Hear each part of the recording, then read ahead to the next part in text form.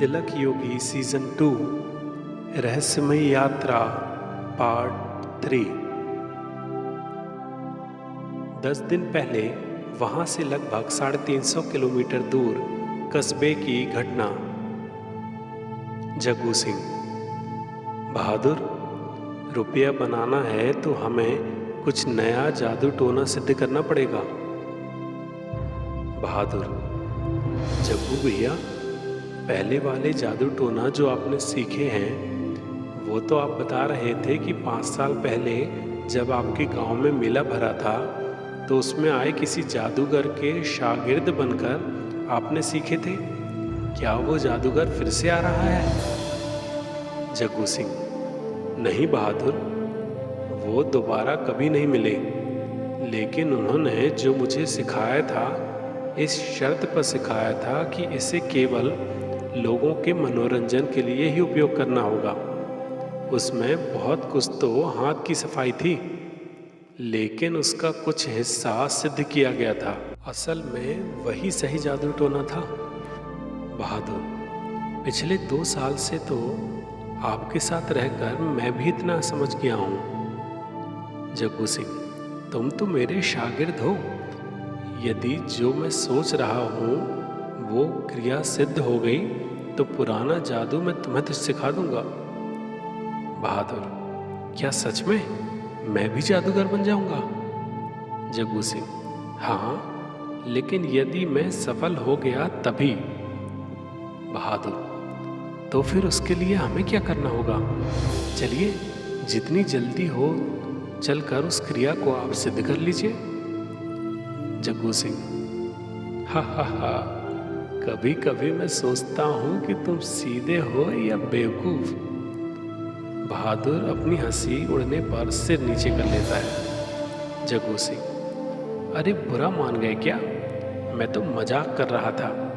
असल में वो क्रिया इतनी आसान नहीं है। उसके लिए बहुत कुछ सामग्री जुटानी होगी। और बहादुर। और क्या जग्गू भैया? जग्गू सिंह। वो बाद में बताऊंगा, पहले जो सामग्री लगनी है उसका इंतजाम करो। बहादुर। ठीक है, आप बोलो, मैं लिखता हूँ। जग्गू सिंह। और हाँ, ये सब सामग्री हमें आज से 10वें दिन यानी पूर्णिमा की रात को लगेगी, तो 7 से 8 दिन में इन सब का इंतजाम करना होगा। बहादुर। ठीक है, आप सामग्री तो बताइए। जग्गू सिंह।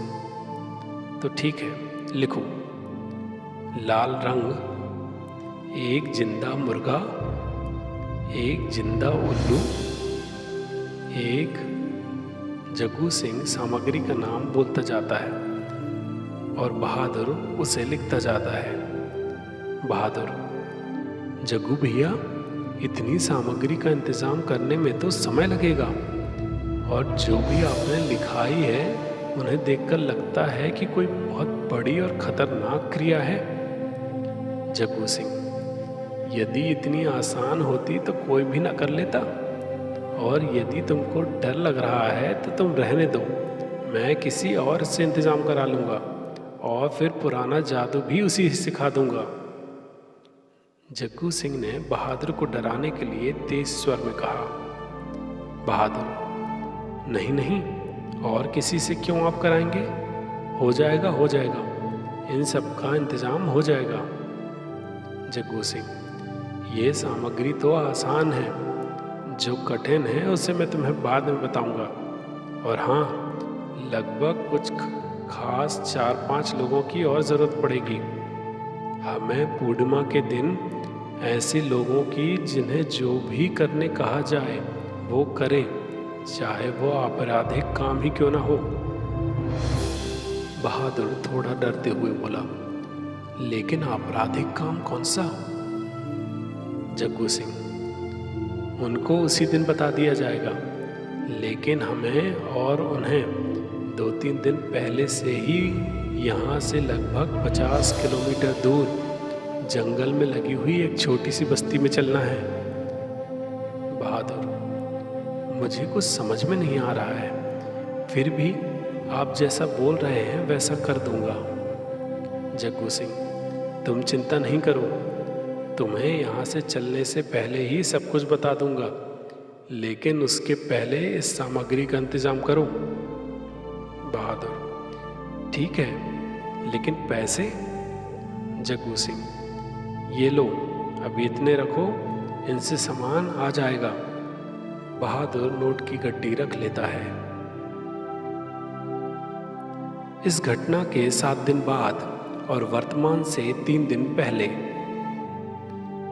बहादुर दूर से आवाज लगाते हुए, जग्गू भैया, जग्गू भैया, जरा रुकिए। जग्गू सिंह धीरे बोलने का इशारा करते हुए बोला, बहादुर, आराम से, जरा धीरे बोलो, क्या बात है? बहादुर, आपके पूरे सामान की व्यवस्था हो गई है, लेकिन बहुत परेशानी हुई वो सब लाने में, और वो उल्लू पक्षी तो बड़ी मुश्किल से पकड़वाया है। जग्गू सिंह, ठीक है, लेकिन शांत हो जाओ, ये सब बातें ऐसे खुले में नहीं की जाती। चलो वहां से, कस्बे के बाहर वहीं बात करेंगे। दोनों कस्बे से बाहर जाते हैं और एक पुलिया की पट्टी पर बैठ जाते हैं। जग्गू सिंह, बहादुर, अब बताओ, क्या बोल रहे थे तुम? बहादुर, यही कि सब सामान आ गया है, अब बताइए करना क्या है? जग्गू सिंह, और वो जो 4-5 आदमी का इंतजाम करना था वो? बहादुर, 4 लोगों को तैयार किया है, हर एक आदमी 5,000 रुपये मांग रहा है, लेकिन हम जो कहेंगे वो करने तैयार हैं, बस किसी की जान नहीं लेंगे। जग्गू सिंह, हाँ, हम उसे मारेंगे थोड़ी ही। बहादुर, नहीं मारेंगे? किसे नहीं मारेंगे? भैया, आप मुझे पूरी बात बताओ। आप बोल भी रहे थे कि बस्ती में जाने से पहले सब कुछ बता देंगे। जग्गू सिंह, ठीक है, तो सुनो। जग्गू सिंह बहादुर को विस्तार से पूरी बात बतलाता है। बहादुर डरते हुए बोला, लेकिन इस सब में यदि उसे कुछ हो गया तो, या उसने वापस जाकर हमारे बारे में बता दिया तो? जग्गू सिंह, देखो, कुछ पाने के लिए खतरा तो उठाना ही पड़ता है। वापस जाकर वो हमारे बारे में किसी से ना बोल पाए, उसके लिए हम उसे एक दवा खिला देंगे, जिससे उसकी आवाज़ चली जाएगी और वह कभी किसी से कुछ भी नहीं बताएगा। बहादुर, मानना पड़ेगा जग्गू भैया, आप अपने जादू टोने के लिए इतना गिर सकते हो, ये तो मैंने सोचा भी नहीं था। जग्गू भैया, तुम मेरी तारीफ कर रहे हो या? बहादुर, मैं तो आपका शागिर्द हूं, आपकी तारीफ ही कर रहा हूं। गाड़ी रफ्तार से चल रही है। फरवरी का महीना होने के कारण दिन में ना ही ठंड थी और ना ही गर्मी, लेकिन रात को कुछ आधी खुली हुई खिड़कियों के नीचे से आती हुई हवा के कारण ठंड का एहसास होने लगा था, जिसके कारण पैरों के पास रखी हुई चादरों को लोगों ने ना जाने कब सिर तक ओढ़ लिया था। अचानक तेजी से क्रॉस होती हुई गाड़ी की आवाज़ आती है और क्रॉस होने के बाद गाड़ी वापस से छुक छुक की आवाज़ के साथ हिलने लगती है। शायद गति तेज होने के कारण गाड़ी कुछ ज़्यादा ही हिल रही थी। रमेश, तुम्हें पता है, बचपन से ही तुम्हें सामान्य से हटकर राह चुनने के लिए क्यों प्रेरित किया गया है? क्या तुमको लगता है कि ये राह तुमने स्वयं ने चुनी है? रमेश, तुम कौन हो? रुको, मुझे लाइट जलाने दो। तुम मुझे दिखाई क्यों नहीं दे रहे हो? इसकी जरूरत नहीं है। अभी तक तुमको जो भी अध्ययन कराया गया है, उसका उद्देश्य तुम्हारे दिमाग और मन को दिशा प्रदान करने के लिए किया गया है। हम जल्द ही मिलेंगे। लेकिन तुम हो कौन? रमेश बेचैन होकर तेजी से चिल्लाया और उठकर बैठ गया। अचानक उठकर बैठने के कारण ऊपर की सीट रमेश के सिर पर लगती है तो वह सिर पकड़कर फिर से लेट जाता है। रमेश, शायद कोई स्वप्न था, लेकिन ऐसे लगा जैसे यहीं पर किसी ने आकर बात की। रमेश धीमी रोशनी में सबकी ओर देखता है। सभी की नींद ऐसी लगी हुई थी जैसे कभी सोने को ही ना मिला हो। तेज रफ्तार गाड़ी की गति धीरे धीरे कम होने लगी थी। कुछ देर में ही गाड़ी रुक जाती है। कुछ लोगों की आवाज़ें सुनकर अजनबी की नींद टूटती है। अजनबी, क्या हुआ? सुबह के 3 बज गए क्या? रमेश, अभी तो 12 ही बजे हैं। वही मैं सोच रहा था कि गाड़ी क्यों रुक गई। आदेश बामुश्किल आंखें खोलता हुआ बोला, क्या हुआ? गाड़ी क्यों रुक गई? एक यात्री दरवाजे की ओर जाने के लिए निकलता है। भाई, यहाँ गाड़ी क्यों रुक गई है? रमेश ने उस यात्री से पूछा।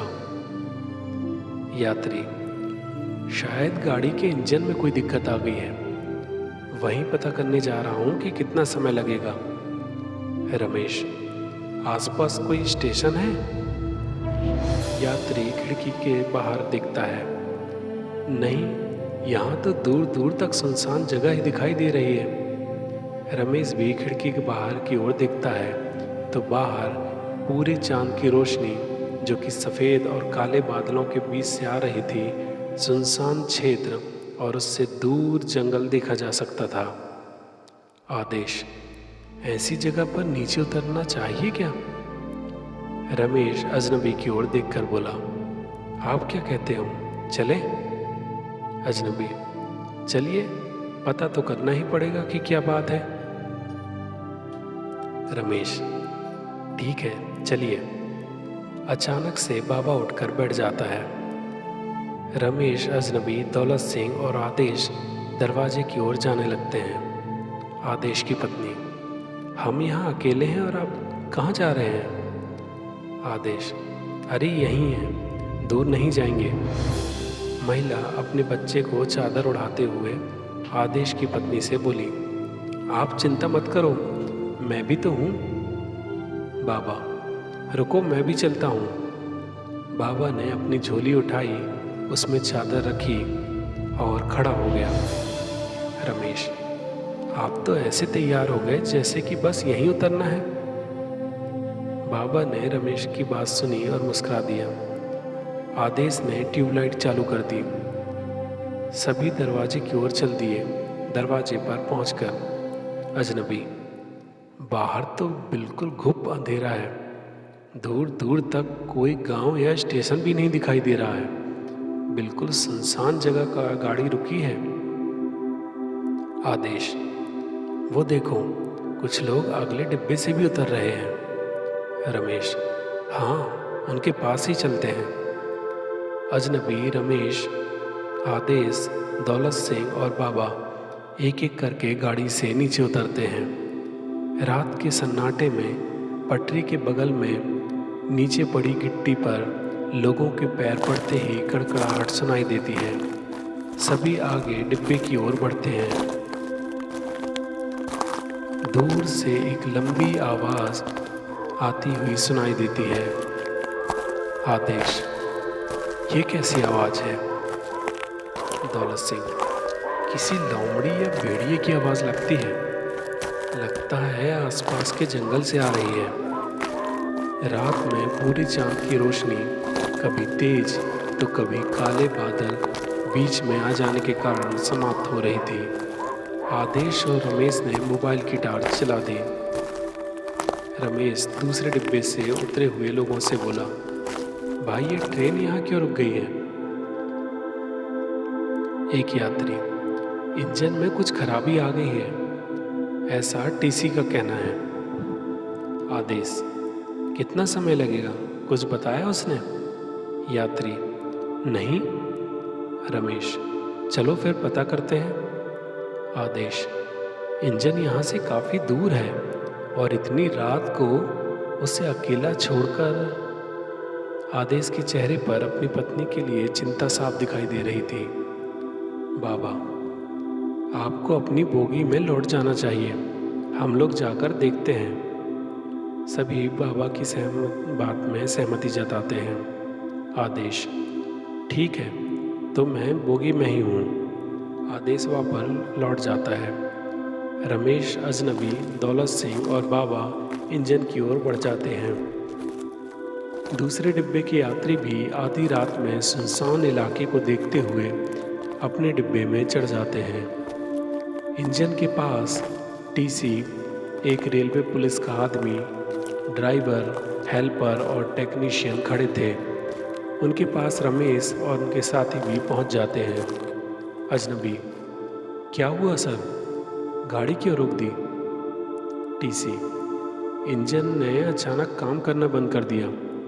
टेक्नीशियन साहब भी कुछ समझ नहीं पा रहे हैं। दूसरे इंजन को बुलाने के लिए बात हो गई है, फिर भी लगभग 3 घंटे लग जाएगा।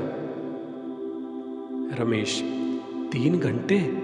मतलब इस सुनसान इलाके में गाड़ी 3 घंटे खड़ी रहेगी? अजनबी, यानी सारी रात यहीं बितानी है? रेलवे पुलिस, आप सभी को भी अपनी अपनी बोगी में चले जाना चाहिए। हम लोग भी अंदर ही जा रहे हैं। इस इलाके के बारे में कोई जानकारी नहीं है। अगला छोटा स्टेशन भी यहाँ से लगभग 120 किलोमीटर दूर है। आसपास कोई गांव वगैरह भी नहीं दिखाई दे रहे। कोई जंगली जानवर हो सकते हैं। अजनबी सभी को अपनी बोगी में चलने का इशारा करता है। सभी अपनी बोगी की ओर चलने लगते हैं। बीच बीच में दूर से भेड़िए की आवाज़ सुनाई देती है। रमेश ने वापस पीछे इंजन की ओर देखा तो वहाँ भी सभी गाड़ी में चढ़ चुके थे। गाड़ी के नीचे केवल ये 4 लोग ही दिखाई दे रहे थे। रमेश, बाबा, आपकी तो बात सच हो गई। बाबा, कौन सी बात? रमेश, गाड़ी सीधे सुबह रुकने की बात पर आपने कहा था कि मुझे तो नहीं लगता। बाबा कुछ असहज होते हुए बोले, वो तो मैंने ऐसे ही कह दिया था, शायद गलती से मुंह से निकल गया होगा। दौलत सिंह, गलती से ही सही, लेकिन बात तो सच हो गई। रमेश, अचानक मौसम में कुछ बदलाव लग रहा है। अभी जैसी ठंडी हवा चल रही थी, उसने जैसे कि अपनी दिशा ही परिवर्तित कर ली हो और अब अजीब सी हल्की गर्म हवा लग रही है। कुछ सही नहीं लग रहा। दौलत सिंह, वो क्या है? सभी दौलत सिंह जिस ओर उंगली किए हुए था उस ओर देखने लगते हैं। जिस ओर ट्रेन खड़ी थी उसकी विपरीत दिशा में दूर एक रोशनी दिखाई दे रही थी। अजनबी, ऐसा लगता है कोई मशाल जल रही है।